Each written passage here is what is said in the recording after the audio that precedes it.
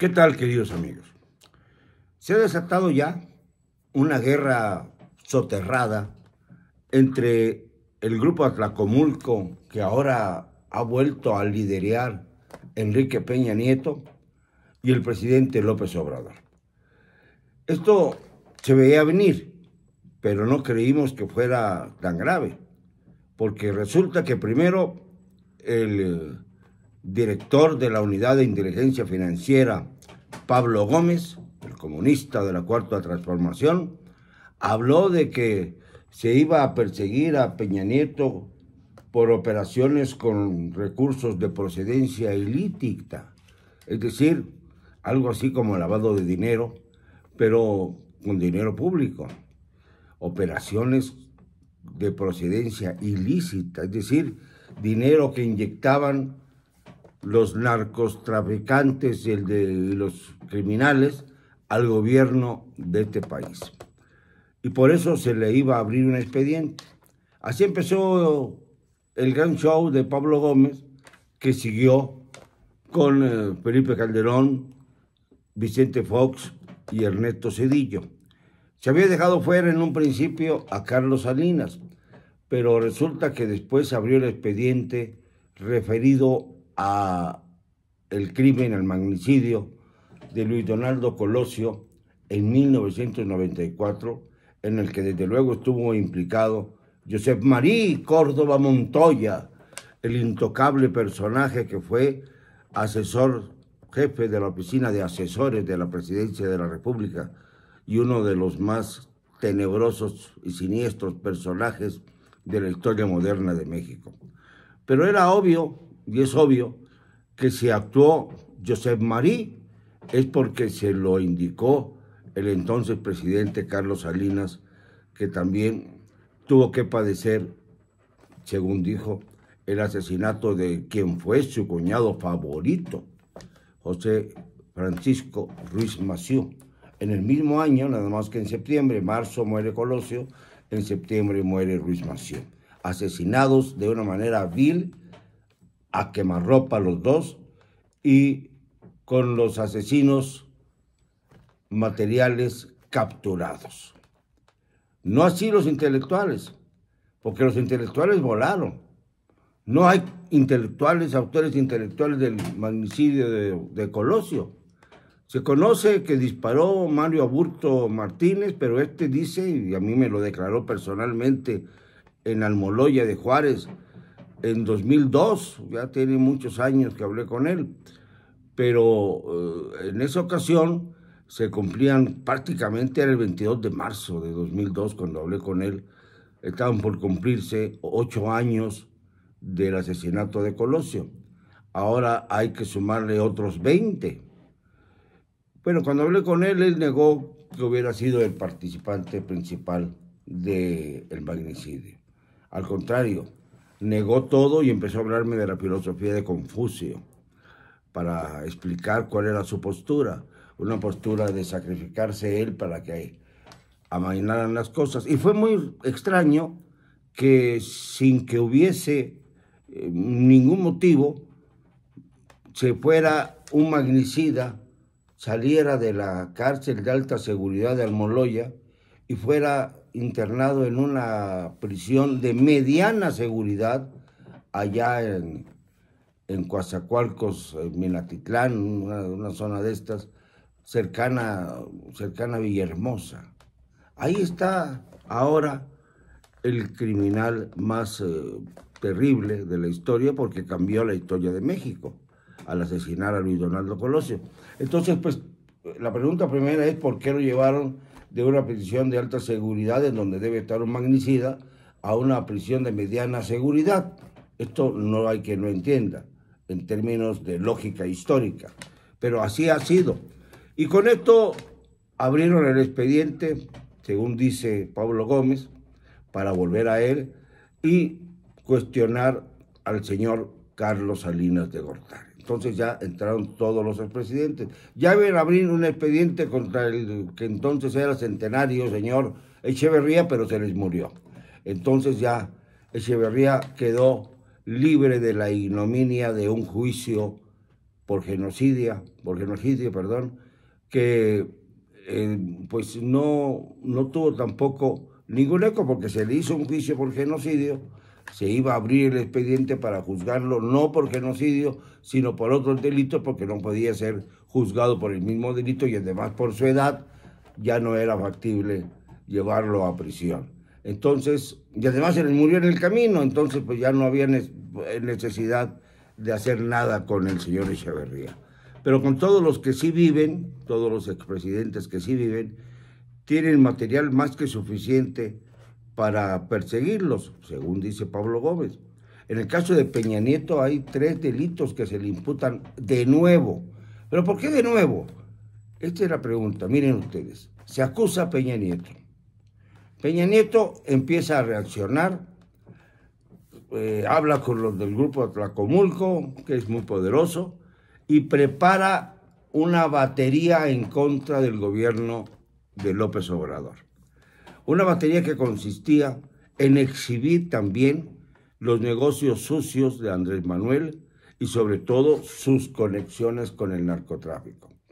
Para el efecto, filtró a la prensa independiente la teoría de que contaba con 2 videos en los que comprometía seriamente, en el primero de ellos que se difundiría en noviembre de este año, según anunció, pues se veía claramente a un alto funcionario del gabinete de López Obrador, que es Manuel Bartlett, precisamente actuando como operador político de los grandes sicarios del narcotráfico. Esto iba a ser en noviembre.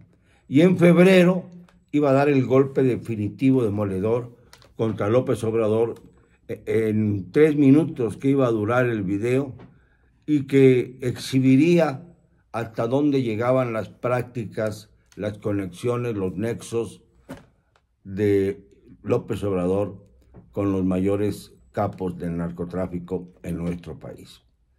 Esto fue lo que dio origen a que López Obrador reaccionara. Había descalificado a Pablo Gómez antes, le había dicho que se calmara y que volviera otra vez a insistir en las denuncias contra el señor Peña Nieto para tratar de darle un toque de atención, paralizarlo y que quedara tranquilo.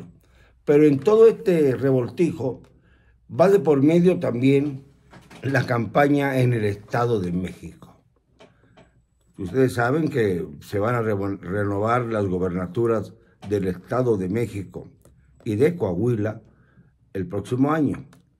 Pues bien, en el caso del Estado de México se ha decidido, pues prácticamente, hacer una candidatura de unidad a favor de Morena con Delfina Gómez, la secretaria de Educación Pública, la maestra de primaria, para que ella sea la abanderada de su partido por segunda ocasión, para lavar un poco la culpa que tiene en el alma López Obrador por no haber defendido con rigor y con vigor la elección de 2017, en la que desgraciadamente Delfina se quedó sola.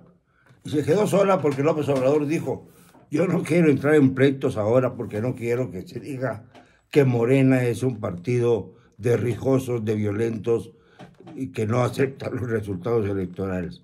Y a pesar de que tenía pruebas suficientes López Obrador como líder de Morena para llevar a juicio, para impugnar la elección del Estado de México que favorecía a Delfina, prefirió callarse la boca, darle el pase a Alfredito del Mazo Maza y a dejar que Morena no se ensuciara con un pleito que podría ser estéril y que además perjudicaría lógicamente las ambiciones de López Obrador de convertirse en candidato de Morena a la presidencia de la República. Prefirió dejar a Delfina suelta, luego ya la convenció con la Secretaría de Educación Pública y ahora quiere que sea gobernadora. Pero contra ella se acumulan todo el sistema político priista que todavía pervive en el Estado de México y que no ha podido ser superado por nadie hasta el momento.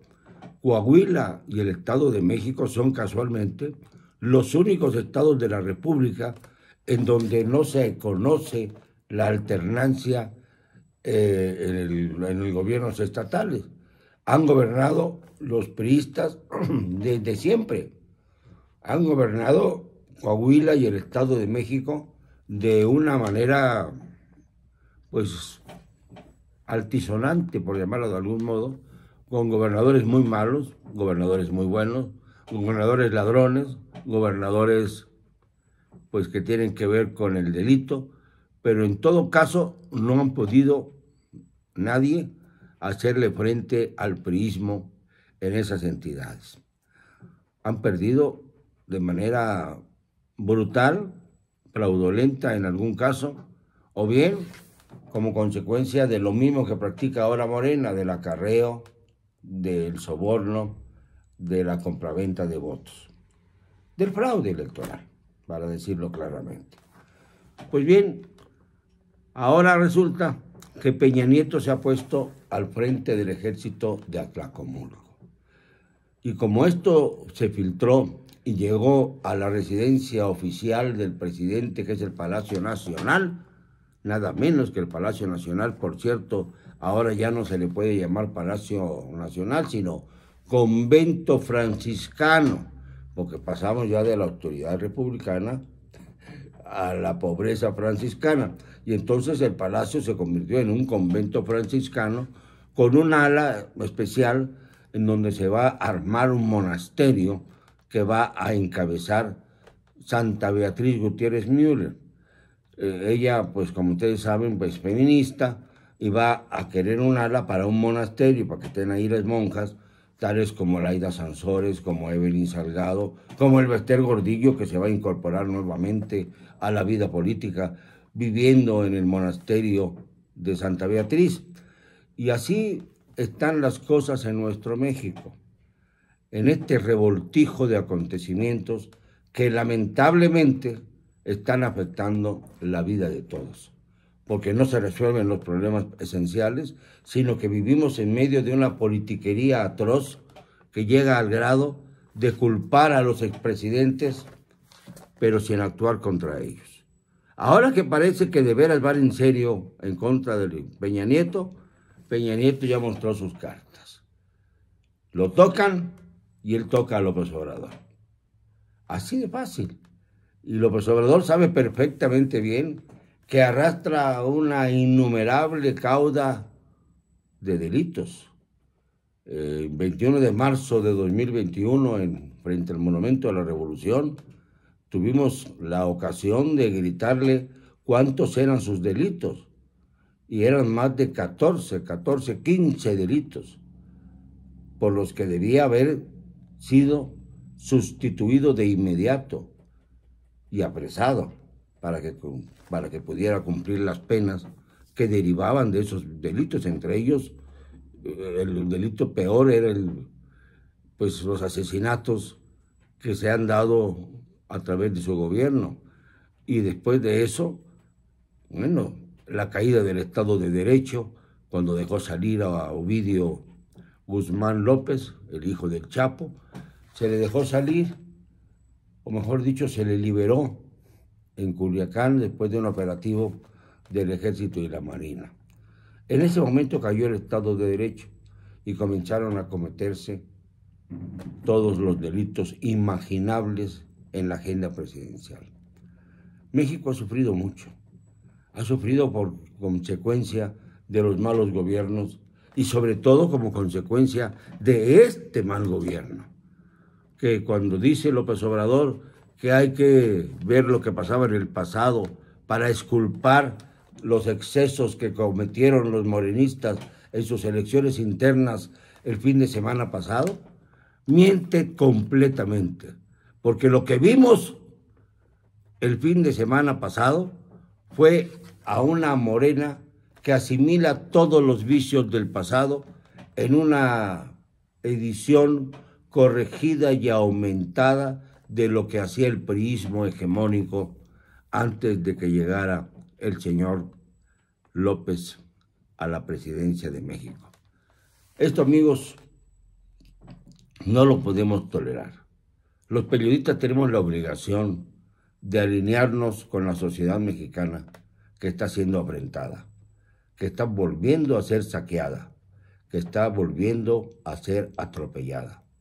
Los manipulados, los tuertos, los ciegos, que no quieren ver la realidad y que justifican todos los actos del señor López, debieran analizar las cosas y considerar que México ha sido traicionado. Lo siento, no me van a callar y lo digo y siempre, con cero cobardía.